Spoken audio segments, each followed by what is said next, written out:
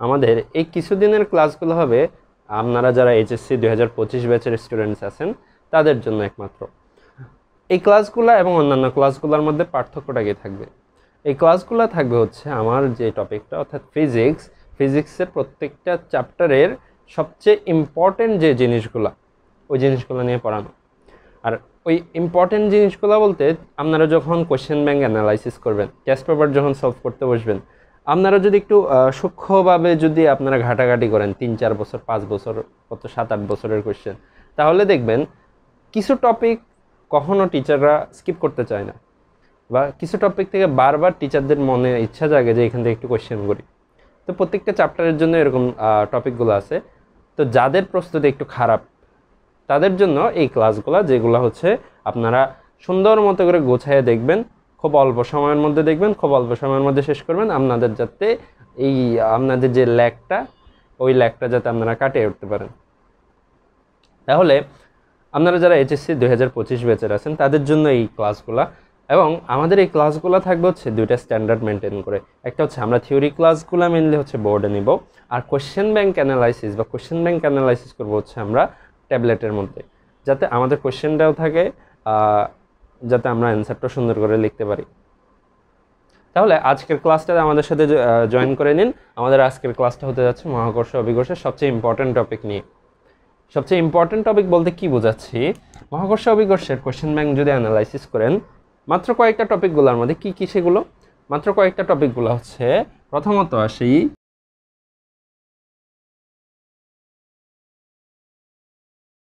এই কয়েকটা টপিক আপনারা পড়বেন, আপনাদের মোটামুটি পড়া শেষ হয়ে যাবে। আমরা প্রত্যেকটা টপিক নিয়ে আলোচনা করব, বাট আমি আপনাদেরকে বলে দিতে চাই যে এখানে সবচেয়ে ইম্পর্টেন্ট আপনার পড়াশোনাগুলো কোনটা হবে। আপনার যদি সব কিছু নাও পড়তে ইচ্ছা করে, আপনি এখানের মধ্যে মুক্তিবেগের যে টপিকটা আর স্যাটেলাইটের যে টপিকটা, এটাকে একদম ভালোভাবে পড়ে নেন। 2022 সালে বেশিরভাগ কোয়েশ্চেনই আসছে হচ্ছে স্যাটেলাইটের অঙ্ক, মুক্তিবেগের অঙ্ক, এবং এই দুইটা দিয়ে মোটামুটি আপনার 50-60% কভার হয়ে যায় চ্যাপ্টারের। আর বাকিগুলা থেকে মিলায়ে ঝিলায়ে এদিক ওদিক করে, এবং জেনারেল কিছু ম্যাথ আছে, জেনারেল লজিক খাটলেই বোঝা যায় ওই ধরনের কিছু ম্যাথ। এই যে আমি সামারাইজ করলাম, আপনার জাস্ট এই দুইটা টপিক শেষ করলে মোটামুটি আপনার 60% ম্যাথ পারবেন আপনি। 2022-এর কোয়েশ্চেন 2023-এর কোয়েশ্চেন অ্যানালাইসিস করলে দেখবেন স্যাটেলাইট, মুক্তিবেগ এই ধরনের কোয়েশ্চেনগুলো বেশি। তারপরে সবচেয়ে মোস্ট ইম্পর্টেন্ট টপিকগুলোর মধ্যে একটা হচ্ছে আপনার প্রাবল্য বিভব, এগুলো থেকে আসে, বাট তুলনামূলক কম। মানে 40টা কোয়েশ্চেন ঘাটলে দেখবেন এখান থেকে আসে 2-3টা, অথবা গয়ের সাথে একটু মিশিয়ে দিছে, ঘয়ের সাথে একটু মিশিয়ে দিছে, এই সেম কথা, কিন্তু বেশি আসে হচ্ছে এগুলো। তাইলে আপনারা নোট ডাউন করে নিন মুক্তিবেগ, স্যাটেলাইট। তো যদি আপনাদের কারো যদি টপিকটাতে প্রবলেম থাকে, চ্যাপ্টারটাতে প্রবলেম থাকে, সব কিছু পড়ারও সময় নাই, তাহলে আপনারা জাস্ট এই দুইটা জিনিস ভালো করে মানায় চলে যান। পরীক্ষার হলে কমন আসতে পারবে, এবং পরীক্ষার হলে কমন আসলে আপনি সুন্দর করে লিখে ফেলতে পারবেন। তাহলে আমরা যাই বলছি তাই কাজ। আমরা উপরের টপিক দিক থেকে না এসে সবচেয়ে মোস্ট ইম্পর্টেন্ট টপিকটা আগে বুঝে নেব। তাহলে আমাদের প্রথম টপিক অর্থাৎ মুক্তিবেগের টপিক আমরা চলে যাই। মোস্ট ইম্পর্টেন্ট টপিকের মধ্যে একটা বলছি, এটা মুক্তিবেগের টপিকটা আমরা চলে যাই। মুক্তিবেগ, বা এটাকে আমরা ইংলিশে বলি হচ্ছে স্কেপ ভেলোসিটি। Escape velocity.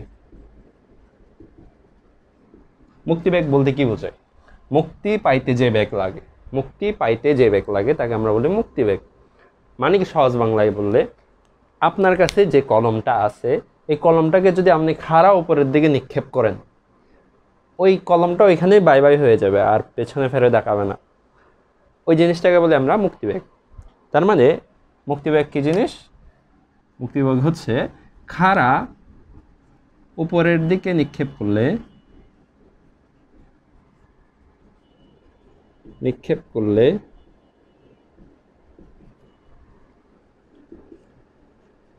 পৃথিবীর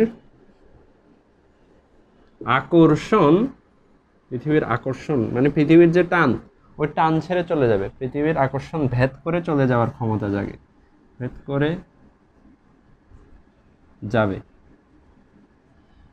তো পৃথিবীর আকর্ষণকে ভেদ করে যাবে। এখন নামেই দেখেন ব্যাগ আছে, তার মানে হচ্ছে খাড়া উপরের দিকে এমন একটা ব্যাগে মারতে হবে, অর্থাৎ এখানে লিখতে হবে এমন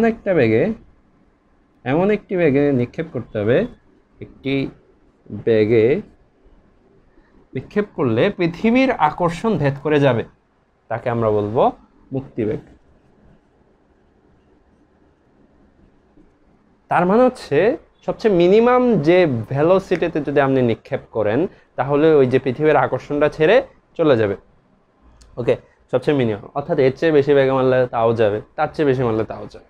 ওকে, এখন মুক্তি পাইতে হলে কত বেগ লাগবে সেটা আমাদের দেখার বিষয়। আমাদের এটা যদি আর্থ হয়, পৃথিবী হয়, আর্থের ব্যাসার্ধ, পৃথিবীর ব্যাসার্ধ হচ্ছে ক্যাপিটাল আর দিয়ে প্রকাশ করি। টপিকটা নিয়ে যদি আইডিয়া না থাকে আমি একটু স্মরণ করে দিচ্ছি বা শিখিয়ে দিচ্ছি। আর দিয়ে প্রকাশ করি। আপনি এখানে কোথাও আসছিলেন, আপনার কলমটাকে এভাবে হচ্ছে নিক্ষেপ করছেন, ঠিক আছে? যদি নিক্ষেপ করেন এভাবে, এখানে কাহিনীটা কি হচ্ছে একটু দেখি।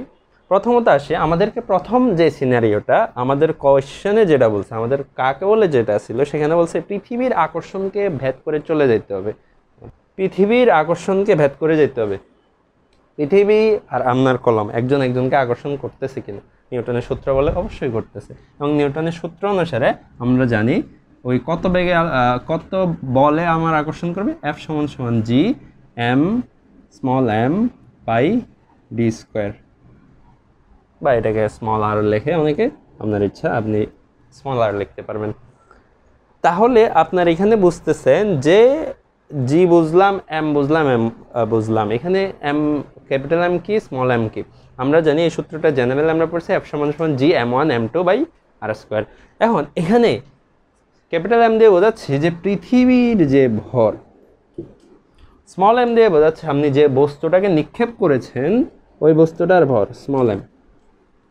কোত্থেকে নিক্ষেপ করছেন? এই যে আর ডিস্টেন্স থেকে। আর একটা জিনিস আপনারা পরে আসেন নাই, তাই একটু মনে রাখবেন, তা হচ্ছে এই ধরনের আকর্ষণধর্মী বলগুলা অলওয়েজ বস্তুর কেন্দ্র থেকে হিসাব করা হয়, বস্তুর কেন্দ্র থেকে হিসাব করা হয়, হতে হিসাব হয়, কি হয়?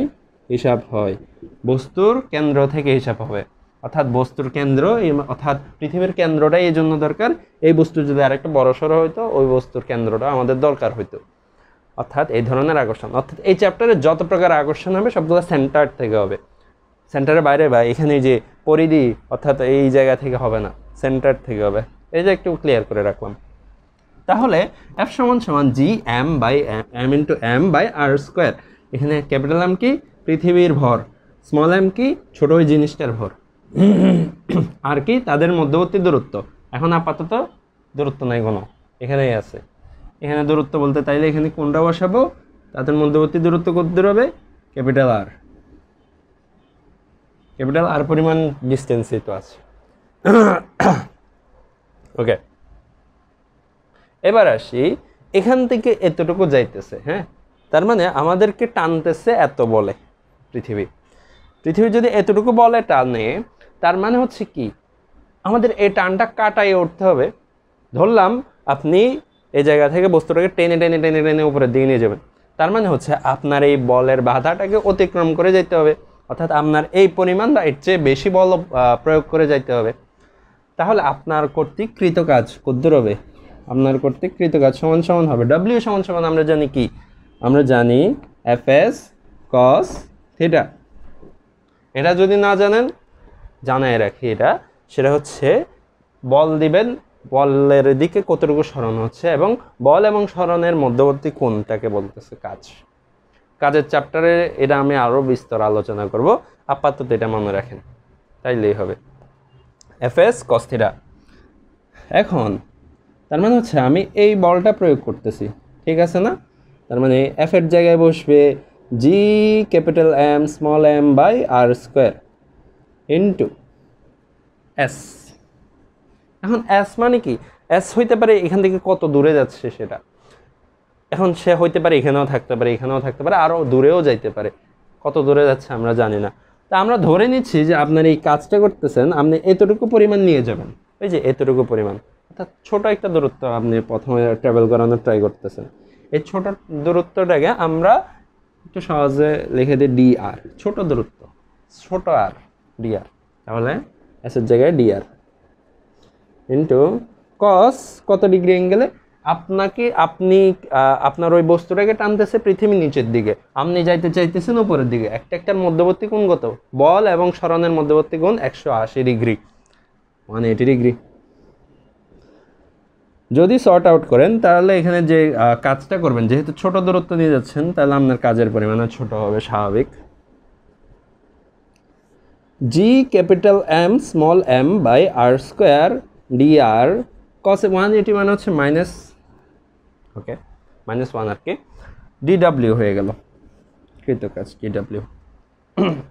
তাহলে আপনার পুরা দূরত্বটা অতিক্রম করাইতে, অর্থাৎ সে যেতটুকু যাবে, অর্থাৎ আমরা ধরে নিচ্ছি ইনফিনিটি পর্যন্ত আমরা নিয়ে যাব, ইনফিনিটি পর্যন্ত নিয়ে যাইতে আমার কতটুকু কাজ হবে সেটা আমরা একটু বের করার ট্রাই করি।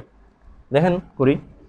ডিডাব্লিউকে যদি আমি দুই পক্ষে যদি ইন্টিগ্রেশন করে দিই, ডাব্লিউ সমান সমান minus integration of G capital M small M divided by R square D R. এতটুকু ঠিক আছে না? এখানে জাস্ট ডিডাব্লিউটাকে আমরা করব কি, ইন্টিগ্রেশন করলে ক্যাপিটাল ডাব্লিউ হয়ে যায়, অর্থাৎ পুরো কাজটা। ছোট কাজ ইন্টিগ্রেশন করলে বড় কাজ হচ্ছে। ইন্টিগ্রেশনের মানে অবশ্যই জানেন, যদি না জেনে থাকেন, ইন্টিগ্রেশনের মানে হচ্ছে অনেকগুলা জিনিসকে যোগ করা।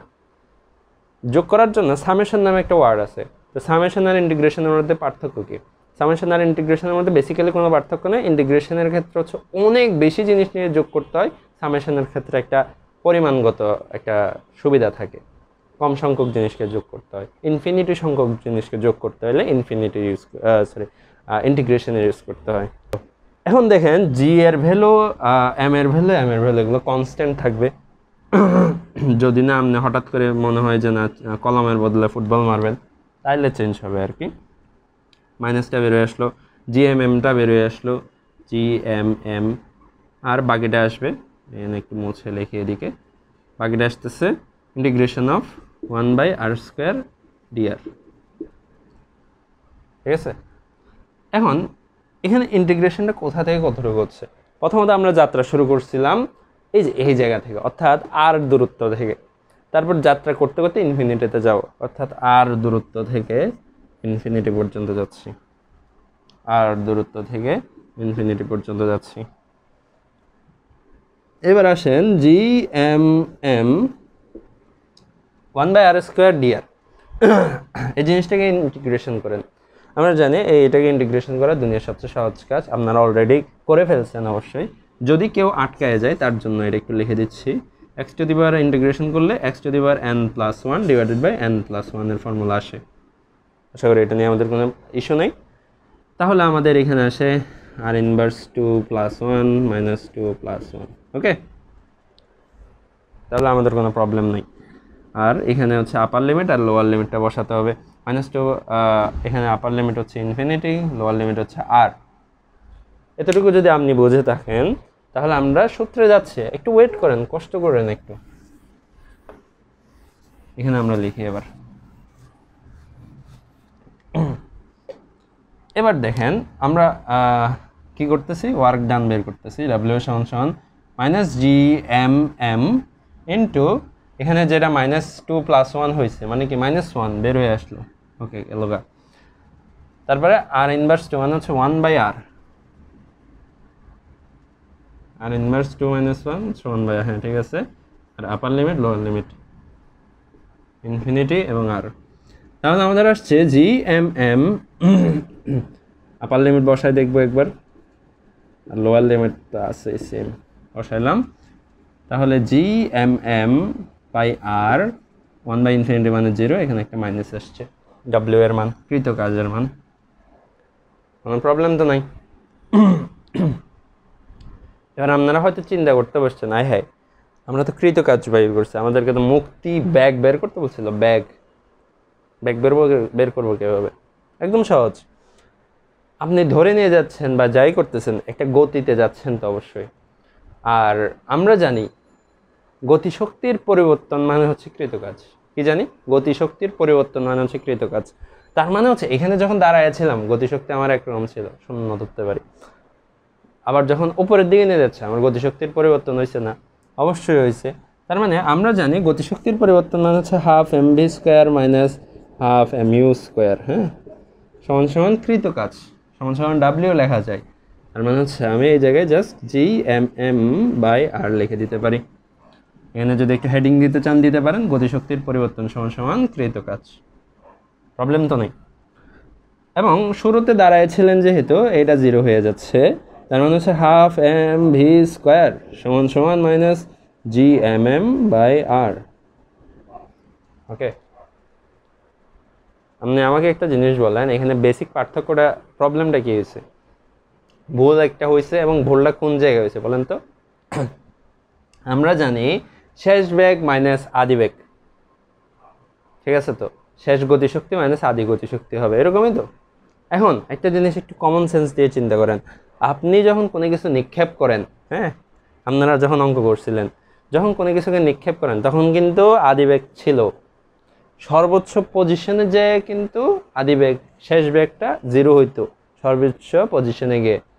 তার মানে সবচেয়ে শেষ পজিশনে গতিশক্তি তাহলে কত হবে? 0। শুরুর পজিশনে যেহেতু আদিবেগ ছিল, গতিশক্তি থাকবে, অর্থাৎ 0 মাইনাস আদিবেগ হচ্ছিল, 0 মাইনাস এটা। তার মানে কি হচ্ছে, আমরা লেখার সময় উল্টা লিখে ফেলছি, আদিবেগটায় থাকতো u² এখানে লিখতে হইতো, যেহেতু আদিবেগ আছে, সরি v² লিখলাম, এখানে u² লিখলাম, ঠিক আছে? আমি একটা জিনিস করে দিই এইভাবে, হ্যাঁ। তো v এর মান কত? v এর মান 0, যেহেতু v এর মান 0 তাহলে এই জিনিসটা 0 হবে, mu² থাকার কথা, mu² থেকে যাবে। আপনি কত বেগে নিক্ষেপ করতেছেন ওটা। এবং এখানে একটা মাইনাস চিহ্ন তো থাকবেই, মাইনাস মাইনাস যখন কাটাকাটি চলে যাচ্ছে, স্মল এমও কাটা চলে যাচ্ছে, তখন হচ্ছে u², u আর v যাই লিখতে পারেন, u লিখলাম আমরা, u² সমান সমান 2gm/r, u² সমান সমান 2gm/r হয়ে গেল। তো তার মানে হচ্ছে u সমান সমান √2gm/r। এতটুকু আমাদের আশা করি কোনো প্রবলেম নেই। এই যে gm/r, এই জায়গায় আমরা একটু ইচ্ছা করলে আমরা লিখতে পারি, আমরা জানি ইন জেনারেল স্মল g, ছোটবেলায় একটু পড়ছেন হয়তো, gm/r² এর ফর্মুলাটা। এটা কি? অভিকর্ষ ত্বরণের ফর্মুলা, অভিকর্ষ ত্বরণের ফর্মুলা। দেখে হয়তো ভয় লাগতেছে, প্যারা নাই, আমি দেখাই দিচ্ছি এটা কোথেকে আসছে। আমরা একটু আগেই শিখছিলাম যে ফর্মুলা, ওই ফর্মুলা থেকে, GMM/r², এই যে ফর্মুলাটা তো আমরা জানি। এখানে যদি আমি F = ma লিখে দিই, সমান সমান GMM/r², mm কাটা চলে গেছে, এখানে এটা তার মানে g আকারে লেখা যায়, ত্বরণ এবং অভিকর্ষ ত্বরণ, ত্বরণে বোঝায়, এই জন্য g লিখছি, GM/r², এই জায়গা থেকে আসছে। তাহলে আমি এখানে এই সূত্রটাকে একটু পরিবর্তন করে এই জিনিসের মধ্যে যদি একটা ব্র্যাকেট দিয়ে স্কোয়ার দিয়ে দিই, হ্যাঁ, GM/r² করে দিই, তাহলে এখানে একটা r দিয়ে গুণ করলে কাটাকাটি চলে যাবে, অর্থাৎ আমি এটাকে স্মল g বানানোর ট্রাই করতেছি আর কি, = 2 small g × r। নিচের লেখাগুলো কি বোঝা যাচ্ছে? ঠিক আছে। তাহলে এই চ্যাপ্টারের ফার্স্ট যে ইম্পর্টেন্ট টপিকটা, ওইটা আপনাদের ক্লিয়ারলি বোঝা গেছে কিনা আমাকে জানাবেন। আমি আগামী ক্লাসটাতে নিব হচ্ছে কৃত্রিম উপগ্রহ, অর্থাৎ স্যাটেলাইট নিয়ে আমার আলোচনা থাকবে। স্যাটেলাইটের সব ব্যাখ্যা এভাবে দিয়ে আপনাদেরকে সহজে বোঝাই দিব। এই 2-3টা ভিডিও দেখবেন, আপনার এই টপিকে আর তেমন কোনো মাথা ব্যথা নেওয়ার টেনশন থাকবে না। ঠিক আছে, আজকের ক্লাস এতটুকুই, আশা করি ভালো লাগছে।